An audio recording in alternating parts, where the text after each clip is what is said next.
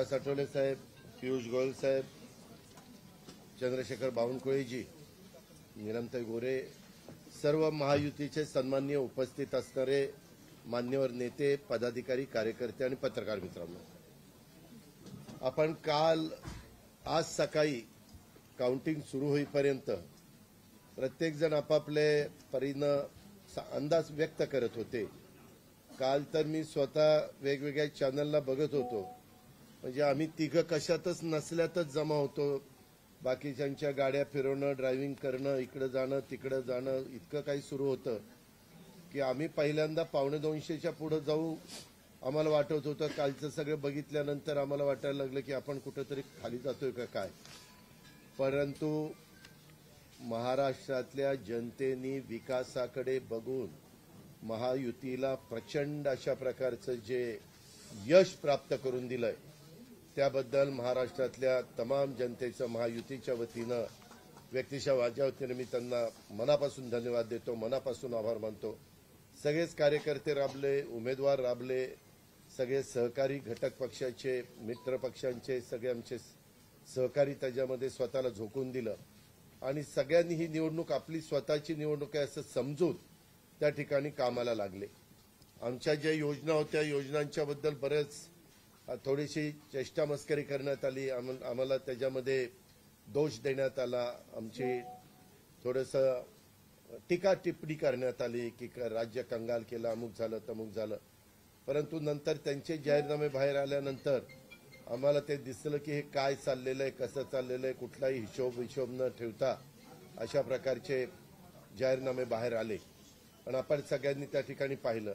आम्ही मुळात काय केलं, लोकसभेच्या निवडणुकीच्या निमित्तानं आम्हाला मोठं अपयश आलं. म्हणजे महाराष्ट्रामध्ये आम्हाला तिघांनाही वाटलं नव्हतं की बाबा अशा प्रकारचं आपल्याला अपयश मिळेल, परंतु ते मिळालं. आम्ही ते मान्य केलं, त्याच्यातून आम्ही पुन्हा सावरण्याचा प्रयत्न केला. अर्थसंकल्प सादर करत असताना आम्ही सरकारमध्ये तिघांनी मिळून काही योजना जाहीर केल्या.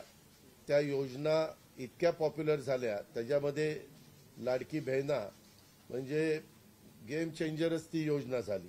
अंडर करंट असा का बहिणींनी दाखवला की मी सगळे उताणे पडले, सगळे आडवे झाले. हे माझं स्वतःचं स्पष्ट मत आहे, प्रत्येकाची वेगवेगळी मतं असू शकतात.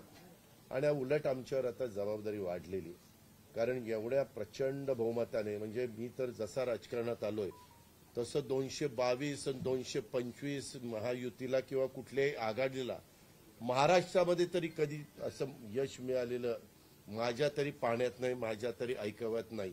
कदाचित पूर्वीचा काळ वेगळा काँग्रेसचा असेल त्यावेळेस कधी झालं असलं तर माहिती नाही, परंतु बाकीचे विरोधक नगण्य होते त्यावेळेसची गोष्ट. परंतु अलीकडच्या काळामध्ये जसं आम्हाला समजतंय तसं तर एवढं प्रचंड यश हे पहिल्यांदाच मिळालेलं यशाने आम्ही हुरळून पण जाणार नाही आणि आम्ही अतिशय जमिनीवर पाय ठेवून आता म्हणजे जसे जसे ते आकडे आम्हाला दिसत होते तसे तसे तसे फायनान्सच्या गोष्टी माझ्या डोळ्यासमोर येत होत्या.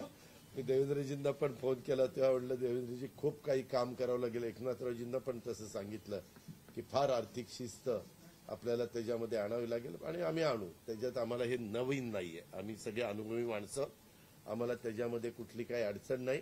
आणि शिवाय आमच्या पाठीशी केंद्र सरकार आहे, तो आम्हाला खूप मोठा एक आधार आहे. एक आमच्या पाठीशी एक मोठा भक्कम अशा प्रकारचा भरोसा आहे. आणि त्याच्यामुळं ह्या सगळ्या ज्या काही गोष्टी झालेल्या आहेत, आता विरोधक टीका करतात की बाबा बॅलेट पेपरनी घ्यायला पाहिजे होतं, मग बॅलेट पेपरने लोकसभेला पण घ्यायला पाहिजे होतं. लोकसभेचा निकाल लागला की तो बरोबर आणि इथला निकाल लागला की मग बॅलेट पेपर यायला पाहिजे, मग मशीन काय ईव्हीएम बरोबर नाही, असं नाही चालत. आता झारखंड पण आमच्या हातनं गेलंच ना, आम्ही कुठं काय म्हणतो. ठीक आहे, त्या जनतेने कौल दिलेला आहे तशा पद्धतीनं महाराष्ट्रातल्या आणि विशेषतः महाराष्ट्रामध्ये बऱ्याचदा आपले जे 6 रिजन आहेत ना, मराठवाडा, विदर्भ, पश्चिम महाराष्ट्र, कोकण, मुंबई, अशा सगळ्या वेगवेगळ्या रिजनमध्ये, नाशिक, सगळीकडेच तुम्ही बघितलं तर सगळीकडे महायुती जोरात चालली. असं कुठं नाही की मागच्या वेळेस कसं झालं, आम्हाला झटका दिला तो मराठवाड्याने दिला. आमची एकच जागा त्यावेळेस भुमरे साहेबांची आली संभाजीनगर सिटीतली, बाकीकडे सगळीकडे आम्हाला दारुण पराभवाला सामोरं जावं लागलं. आणि तसं ह्यावेळेस झालं नाही. तुम्ही जर अंदाज घेतला तर सगळीकडेच चांगल्या प्रकारे महायुतीला यश मिळालं. काही जागा गेल्या त्या फार थोड्या मतांनी त्या बाबतीमध्ये गेलेले आहेत असंही चित्र. आणि मीडियावाल्यांनो, मला एक तुम्हाला इलेक्ट्रॉनिक पण आहे, प्रिंट पण मीडिया आहे, मला एक कळत नाही, तुम्ही खऱ्या बातम्या देत चाला ना. जे खऱ्या देत नाही त्यांना मला म्हणायचं तुम्ही बाकी सगळे खऱ्या बातम्या देतात, त्याच्याबद्दल दुमत नाही. पण मी टीव्ही चालू केलं आणि अजित पवार पोस्टल बॅलेटमध्येच माग. मी विचारतोय तिथं फोन करून, ते म्हणले नाही दादा आपण पुढे. आता माझं लीड 1,02,000 मताधिक्य मी मिळवलंय आणि खुशाल तुम्ही दाखवताय अजित पवार माग, अजित पवार माग. मग काही जण म्हणलं का रे असे दाखवतायत? टीआरपी त्याच्याशिवाय वाढत नाही.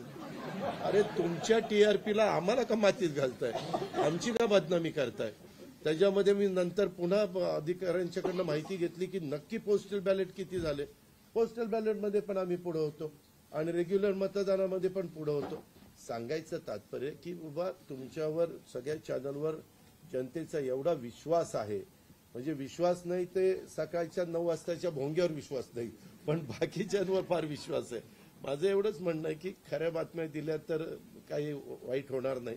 पण खूप चांगलं यश मिळालं. अजून पण काही काउंटिंग चालू आहे, काही ठिकाणी रिकाउंटिंग मागितलेलं. ठीक आहे, तो त्यांचा प्रत्येकाचा अधिकार आहे.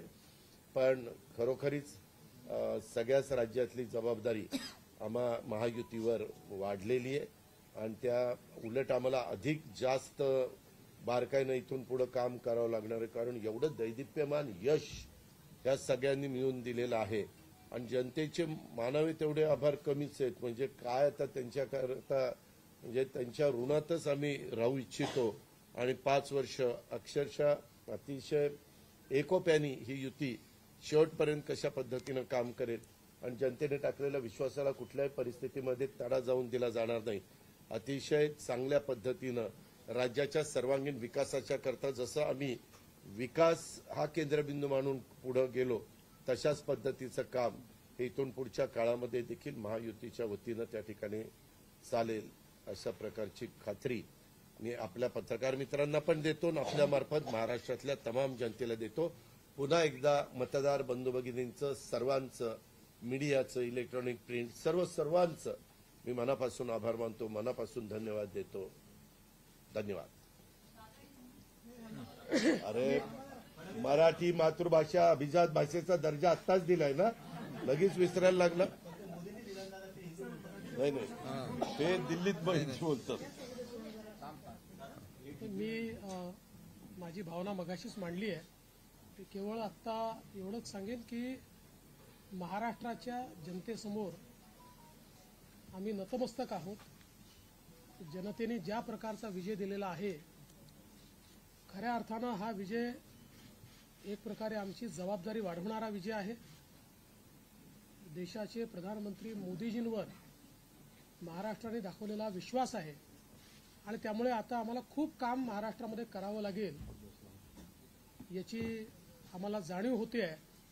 म्हणून पुन्हा एकदा महाराष्ट्रातल्या सगळ्या मतदारांच्या चरणी आम्ही नतमस्तक होतो आणि त्यांना आश्वस्त करतो की त्यांनी जो विश्वास दाखवला आहे त्या विश्वासाला आम्ही तडा जाऊ देणार नाही.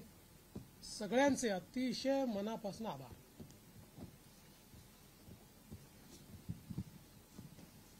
खरं म्हणजे आजचा हा महाराष्ट्रातला ऐतिहासिक दिवस आहे आणि ऐतिहासिक विजय देखील आहे. आतापर्यंतच्या अनेक वर्षांच्या निवडणुका आपण पाहिल्या, परंतु ही निवडणूक लोकांच्या हातात घेतली अशा प्रकारची निवडणूक होती. म्हणजे लँडस्लायडिंग जो काही विक्ट्री आपण म्हणतो ऐतिहासिक, म्हणजे त्याला काय शब्द वापरायचे मला कळत नाही, परंतु लोकांनी मतांचा, प्रेमाचा वर्षाव महायुतीवर केला. कारण लाडकी बहीण असेल, लाडका भाऊ असेल, लाडका शेतकरी असेल, एकंदरीत सगळ्याच घटकातल्या लोकांनी यावेळेस महायुतीवर प्रेम दाखवलं आणि त्यामुळे मी सगळ्या मतदारांना मनापासून धन्यवाद देतो आणि त्यांना एवढ्या मोठ्या ऐतिहासिक विजयासाठी साष्टांग दंडवत घातला पाहिजे अशा प्रकारचं काम मतदारांनी केलेलं आहे. खरं म्हणजे गेल्या 2-2.25 वर्षामध्ये मी, देवेंद्रजी, अजितदादा, आम्ही जे काम केलं या राज्यामध्ये की शिवसेना, भाजपा, राष्ट्रवादी, आरपीआय, आमचे आठवले साहेब इकडे आहेत आणि आमचे इतर घटक मित्रपक्ष, आणि जे निर्णय आम्ही घेतले ते निर्णय आतापर्यंतच्या इतिहासामध्ये न भूतो न भविष्यते असे होते. म्हणजे एकीकडे विकास केला आम्ही, डेव्हलपमेंट, म्हणजे जे 2.5 वर्षात महाविकास आघाडी सरकारने जी काही कामं बंद पाडली होती, स्पीड ब्रेकर टाकले होते, सगळी कामं थांबवली होती. तुमच्या काळातली जी कामं, जसं महाविकास आघाडीचं सरकार 2019ला आलं त्यानंतर ती सगळी कामं बंद पाडली, त्याला स्टे दिले आणि ते स्टे आम्ही सगळे काढले आणि कामं सुरू झाली. मग अटल सेतू झाला, समृद्धी झाला, आपला कोस्टल झाला आणि मेट्रो झाली, कारशेड झालं आणि मोदी साहेबांच्या शुभ हस्ते त्याचं आम्ही उद्घाटनही करू शकलो. ज्याचं भूमिपूजन मोदी साहेबांनी केलं त्याचं उद्घाटन करण्याचे भाग्य आम्हाला मिळालं आणि त्यामुळे कामाला आम्ही प्राथमिकता दिली, विकासाला आम्ही प्राधान्य दिलं आणि आम्ही त्यामध्ये एकच डोळ्यासमोर ठेवलं की या राज्याचा सर्वांगीण विकास. आणि राज्याचा सर्वांगीण विकास करत असताना सर्व घटकांना आम्ही समोर ठेवलं आणि पाहिलं की जे 2.5 वर्षामध्ये जी कामं त्यांनी थांबवलेली आणि 2.5 वर्ष त्यांनी जे सगळं बंद पाडलं होतं ते किती वेगाने आम्ही सुरू करू शकलो याचं समाधान आणि आनंद आम्हाला आहे. कारण त्याचे तुम्ही ते फळं पाहत आहे. सगळी लोकांना आपण मेट्रो दिली, समृद्धी दिलं, अटल सेतू दिला, कोस्टल दिलं, लोक तो वापरू लागले.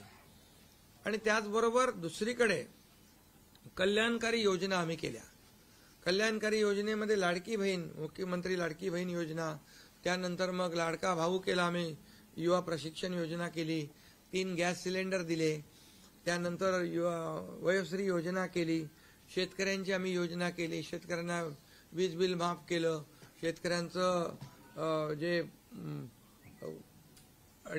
7.5 HP पंपाच्या 3, 5, 7.5 आणि त्या पंपाचं वीज बिल माफ केलं. शेतकऱ्यांना आम्ही 2.5 वर्षामध्ये, 2.25 वर्षामध्ये आतापर्यंतच्या इतिहासामध्ये जेवढा मोबदला दिला नव्हता 15,000 कोटी रुपये तो दिला. त्यांच्या योजनांसाठी 45,000 कोटी रुपये. म्हणजे एकंदरीत कल्याणकारी, मी डिटेलमध्ये जात नाही त्याच्यामध्ये, पण एकीकडे विकास,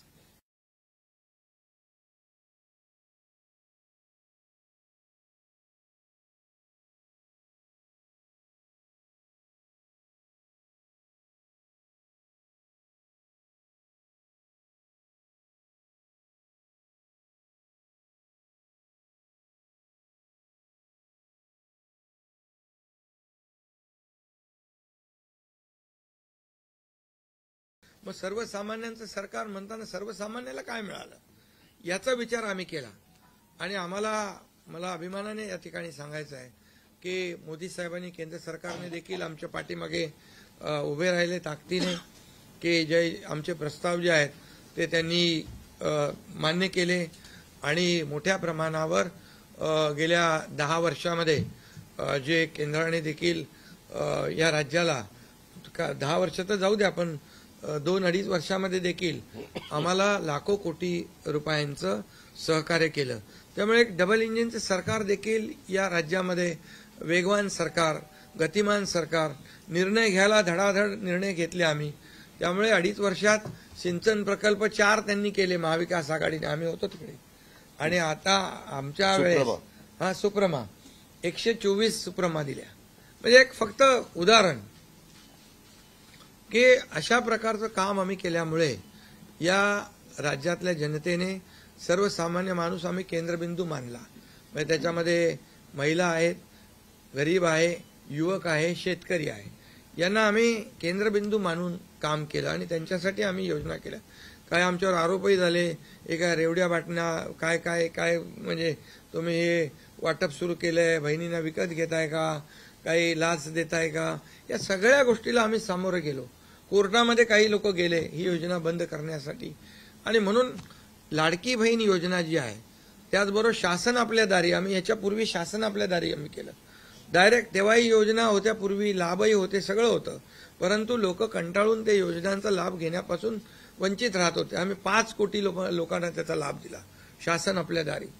आणि आपल्या लाडकी बहीण योजना, यामुळे एकंदरीत लोकांनी विश्वास ठेवला की हे देणारं सरकार आहे, हे फक्त बोलणारं सरकार नाही आहे. आणि म्हणून देणारं सरकार आहे याच्यावर विश्वास ठेवला आणि कल्याणकारी योजना ज्या केल्या आम्ही फक्त बोललो नाही, तर 5 इन्स्टॉलमेंट लाडक्या बहिणींच्या खात्यात टाकले सुद्धा. आणि आम्ही तर आम्हाला माहित होतं हे विरोधक सावत्र भाऊ आमच्या या नोव्हेंबरच्या पैशामध्ये अडकाटी आणतील, म्हणून आम्ही ऑक्टोबरमध्येच आचारसंहिता लागायच्या अगोदर नोव्हेंबरचे पण पैसे दिले. कारण शेवटी आम्ही देण्याची नियत आमची आहे, नियत साफ आहे. कारण आम्ही फक्त कागदावर योजना ठेवायच्यासाठी केलं नाही. आणि त्यामुळे एकंदरीत या राज्यामध्ये सर्वसामान्यांचं सरकार सर्वसामान्यांसाठी काहीतरी करतंय ही भावना प्रत्येकाच्या मनामध्ये निर्माण झाली. आणि आम्ही म्हणालो common man common man common man. आता कॉमन मॅनने आम्ही ठरवलंय की त्यांच्या जीवनामध्ये काही बदल घडवून चांगले दिवस आणून त्याला सुपरमॅन करायचं. पण त्यांनी आम्हाला या निवडणुकीत सुपरमॅनसारखं काम करून दाखवलं. आणि एवढं भरभरून त्यांनी आशीर्वाद दिले की लोकांनी एवढंच आहे की यामध्ये बऱ्याचशा गोष्टी स्पष्ट झाल्या.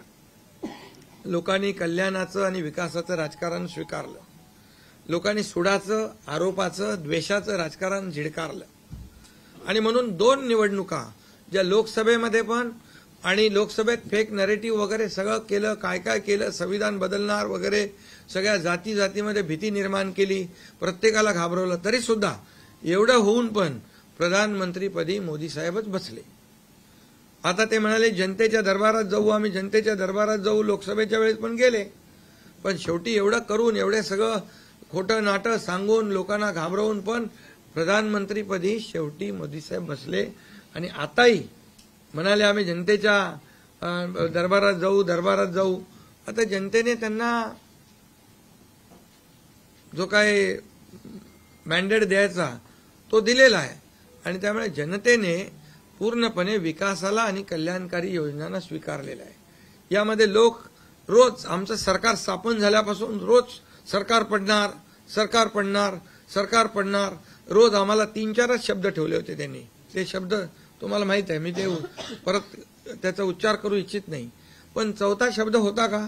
नाही. पण आम्ही त्याला आरोपाने उत्तर नाही दिलं. आम्ही कामातून उत्तर दिलं त्याला. आणि कामातून उत्तर दिलं आणि ते काम लोकांना भावलं की बाबा हे काम करणारे लोक आहेत आणि काम सर्वसामान्य लोक आहेत. मी स्वतःला काय समजायचो, सीएम म्हणजे चीफ मिनिस्टर, मी म्हणायचो कॉमन मॅन आहे. आता कॉमन मॅनमध्ये मी जायचो. आता आमचे दोन्ही उपमुख्यमंत्री दोन्ही आम्ही 24/7 काम करत होतो. आणि याच्यामुळे घरी बसून सरकार चालवता येत नाही, फेसबुकवरून सरकार चालवता येत नाही, हे स्पष्ट झालेलं आहे. आणि म्हणून आम्ही लोकांच्या, बाळासाहेब सांगायचे, कार्यकर्ता घरात नाही लोकांच्या दारात शोभून दिसतो. शासन आपल्या दारी आम्ही घेऊन गेलो, शासन आपल्या दारी घेऊन गेलो आम्ही.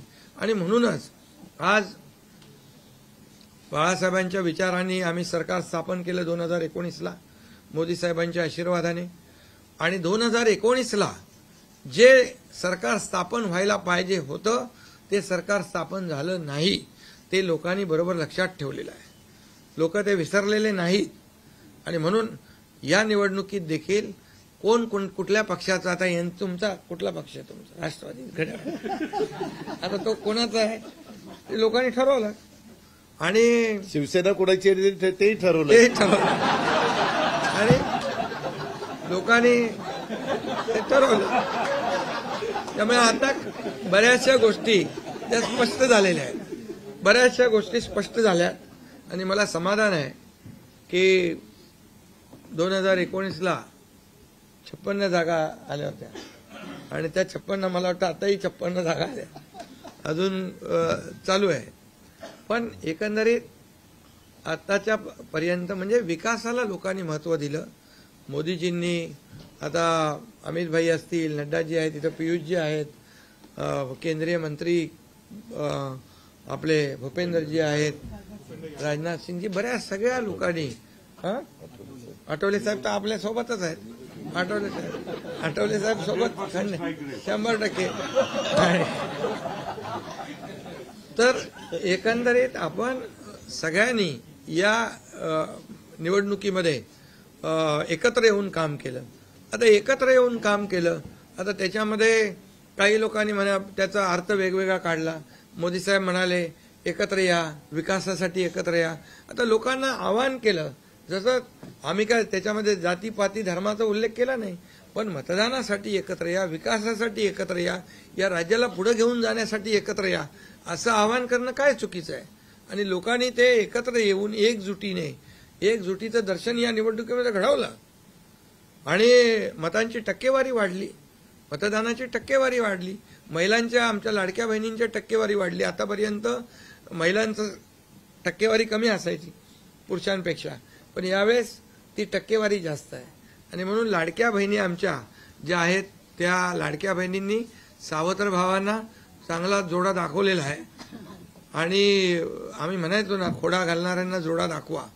तर एकंदरीत ही निवडणूक जी आहे, ही निवडणूक विकासाच्या अजेंड्यावर, कल्याणकारी योजनांच्या ह्याच्यावर आणि जे विचार आहेत, आज आमचे शिवसेना म्हणून बाळासाहेबांचे विचार आहेत, दिघे साहेबांची शिकवण, मोदीजींची जे काही जो त्यांचा सपोर्ट आहे, केंद्राचा सपोर्ट आहे, या सगळ्या गोष्टी ज्या आहेत या निवडणुकीमध्ये कामी आले. शेवटी लोकांना काय पाहिजे? लोकांना शिव्याशाप नको आहे, लोकांना आरोप प्रत्यारोप नको आहे, लोकांना सुडाचं राजकारण नको आहे.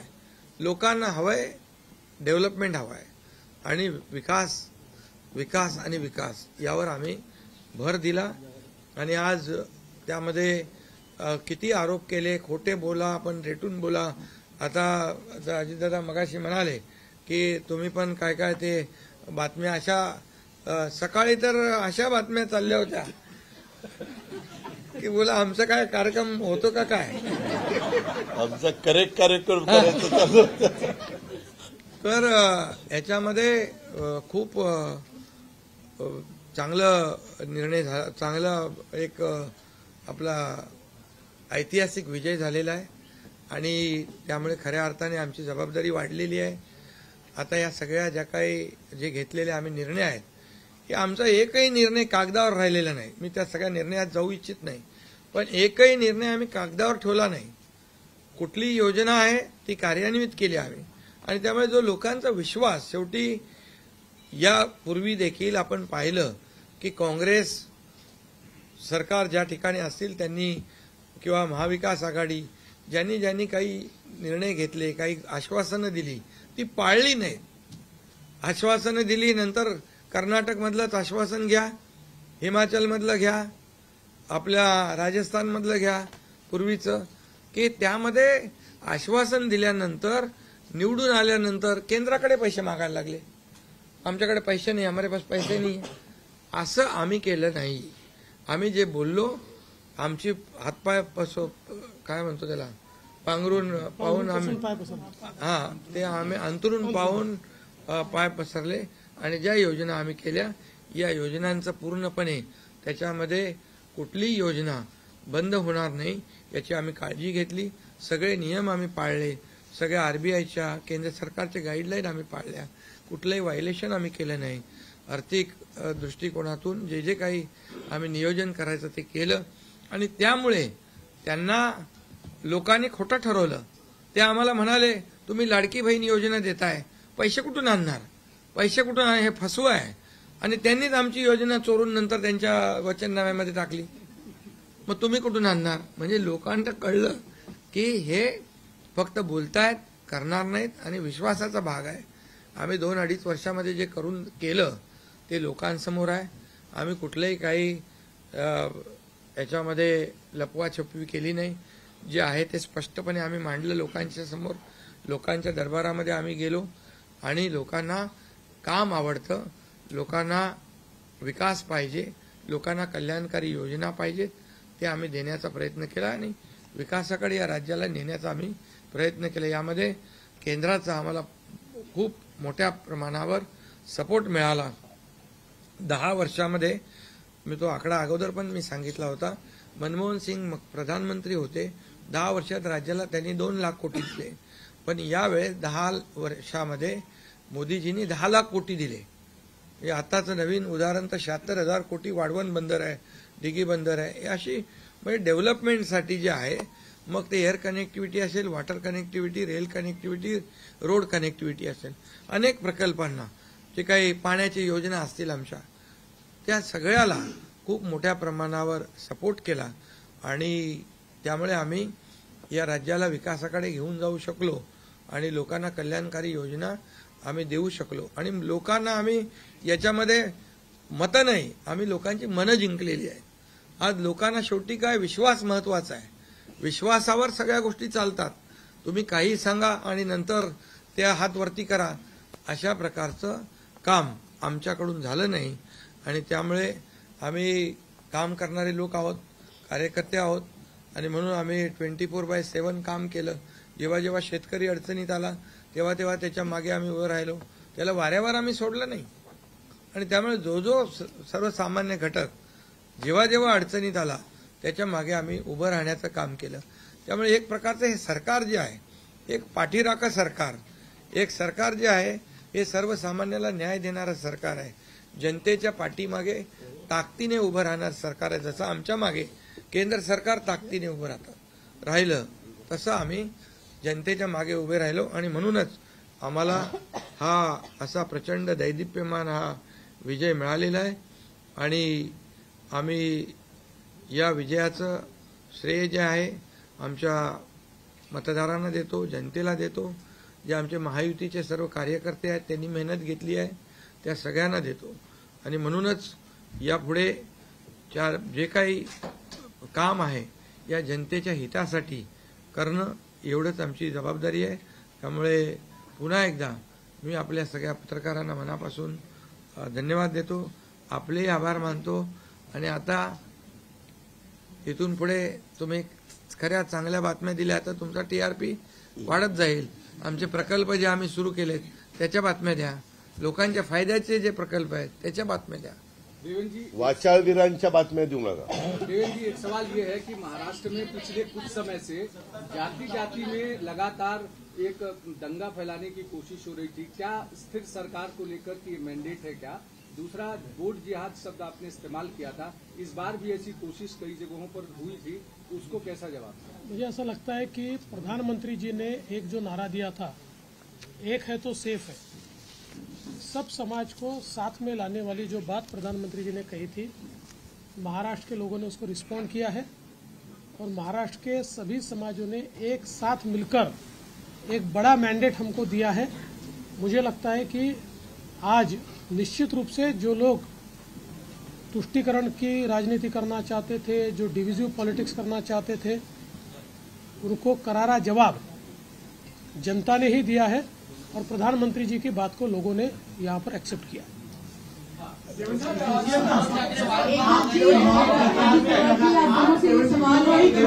आप दोनों से ये सवाल है, एनसीपी और शिवसेना, आप दोनों को लेकर ये आरोप लग रहे थे बार बार, आप दोनों के लिए साथ की लड़ाई थी, शिवानी ठाकुर फ्रॉम जी न्यूज, एकता जी और अजित पवार जी, की नकली है.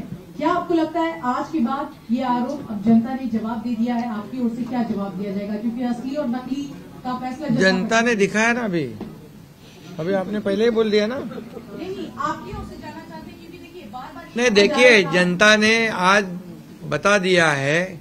असली नकली में मैं जाऊंगा नहीं, लेकिन बाला साहब ठाकरे जी की विचारधारा वाली जो शिवसेना है, शिवसेना भाजपा की गठबंधन वाली जो शिवसेना है, एक विचारधारा वाली शिवसेना आज लोगों ने तय कर लिया है. कौन है, मैंडेट दिया है लोगों ने आज. अभी तो मुझे लगता है वो तो अभी उनको तो हम कैसे रोकेंगे, वो तो और कुछ ना कुछ बोलते रहेंगे. लेकिन जनता की अदालत में जाने के बाद उनको भी दिखाया है और हमें भी दिखाया है.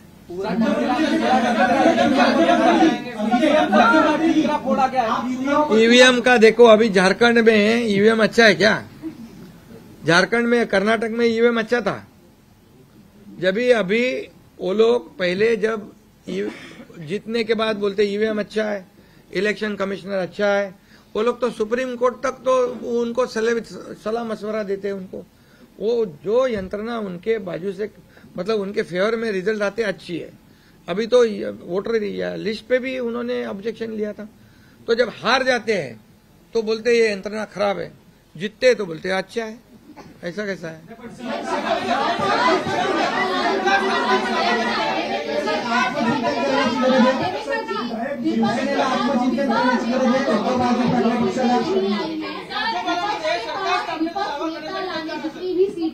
तो यही तो देखिए, यही तो मैं बता रहा हूँ कि जनता ने पूरी तरह, मैंने पहले भी कहा था कि पूरी तरह थम्पिंग मेजोरिटी मिलेगी। ये पूरा लैंडस्लाइड विक्ट्री है ये पूरी तरह। अभी ये जनता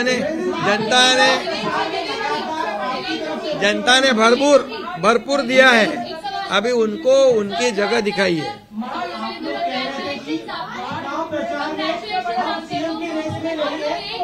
एक ही मुख्यमंत्री बनने वाला है, ऐसे में आप तीनों में कुर्बानी कौन देगा, इसको लेकर थोड़ा बताइए। अरे भैया, अभी हम लोग अभी तो आंकड़े भी आने के अभी चालू है ना, काउंटिंग चालू है। अभी होने के बाद हमारी तीनों पार्टियां बैठेगी। हमारे जैसे आपको बताते हैं, जैसे हमने सीटों का बंटवारा हुआ, हमें कोई मतभेद हमारे में नहीं थे, आज भी कोई मतभेद नहीं है। हम हमारे वरिष्ठ और हम लोग बैठकर उसके ऊपर निर्णय लेंगे। बच्चे हैं नई सरकार को लेकर के, तो क्या कब तक दावा पेश करेंगे गवर्नर के पास? दादा कब तक, अरे आम्ही करो ना, कब तक दावा पेश करेंगे गवर्नर के पास? क्योंकि अब 26 तारीख जो है वो डेट पिछली बार हुआ था, 5 साल पूरा होगा। समय पे सब बराबर होगा। पहले तो तीनों पार्टियां अपना अपना नेता चुनती है। अभी रिजल्ट ही आने का है। रिजल्ट आने के बाद सारे एमएलएस को बुलाना पड़ता है, अपने अपनी पार्टी का नेता चुनते हैं। उसके बाद ये प्रक्रिया होती है। आप बिल्कुल चिंता मत करिए, तीनों पार्टियां साथ में बैठकर और अठौली जी का भी मशवरा हम लेंगे और इसका निर्णय करेंगे। लेकिन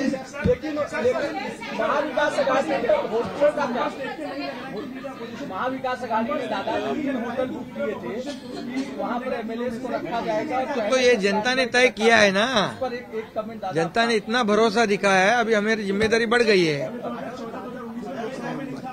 हाँ, तो फिर वही तो पब्लिक जनता ने दिखा दिया है। जनता ने पूरा विश्वास दिखाया, तो हम पूरे विश्वास के साथ अभी काम करेंगे। सीएम साहब 3 होटल महाविकास अघाड़ी ने बुक किए थे। कल से 3 होटल महाविकास अघाड़ी ने बुक किए थे और कल रात में 3 बार मीटिंग हुई थी यहाँ पर। हमने एक भी मीटिंग नहीं करी थी, हम लोग शांत बैठे थे। हमने मीटिंग भी नहीं करी थी और होटल भी बुक नहीं किया था, क्योंकि हमें मालूम था थम्पिंग मेजोरिटी मिलने वाली है, इसलिए होटल बुक करें।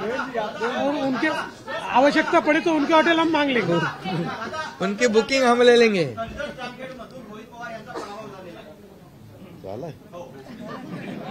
नाही, बरेचसे झालेत ना, काँग्रेसचे मोठे बाळासाहेब थोरात आणि काय काय पृथ्वीराज चव्हाण, बहुत से लोगों का हुआ है।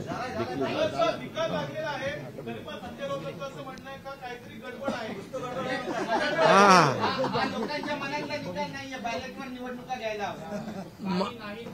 संजय राऊत बरोबर आहे।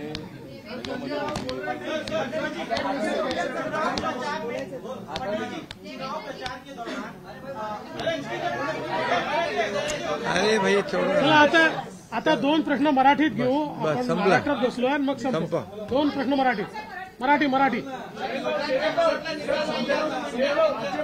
अरे जाने दो ना संजय, एक ही सवाल है क्या? आपका सवाल खत्म हुआ?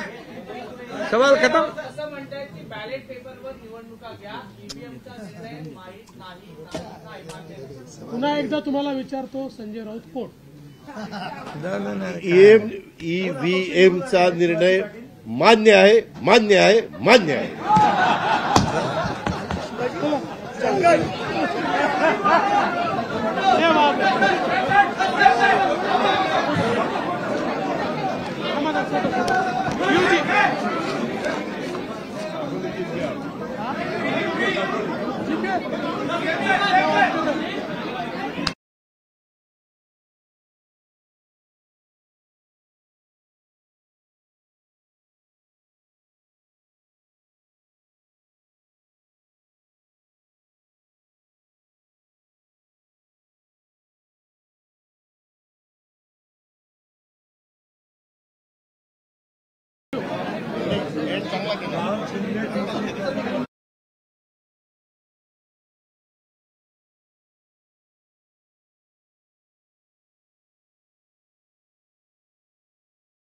राजा आओ आओ